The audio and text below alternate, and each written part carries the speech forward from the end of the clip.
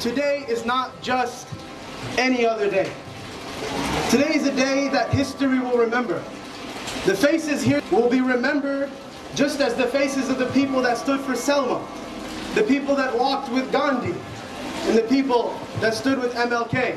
I have actually gone to the police academy, became a reserve officer for the San Luis Obispo Police Department. I have affection and appreciation and respect for both of those worlds. Basically, ever since I was in elementary school, I've been getting slurred at. I remember in 4th grade, a kid called me an effing terrorist. 2014, for example, the number of people going off to join ISIS or attempting to, or trying to carry out an act of violence, we're talking about 24. Okay, if you put that in the numerator and put the Muslim community numbers in the denominator, you're talking a very, very tiny number. So we're talking literally a microscopic problem that has a disastrous and macroscopic effect.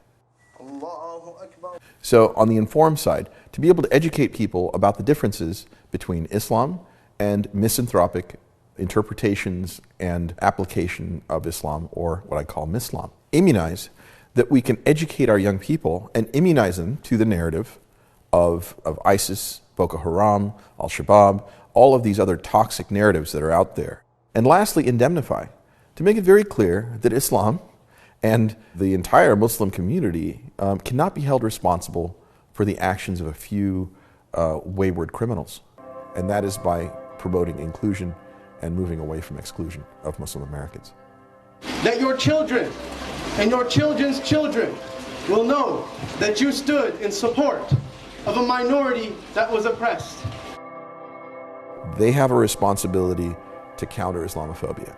They have a responsibility to not make those people feel that they don't belong here in America, but far from it, to say you belong in America, Islam belongs in America, and Islam is part of America. It's part of the fabric of our nation.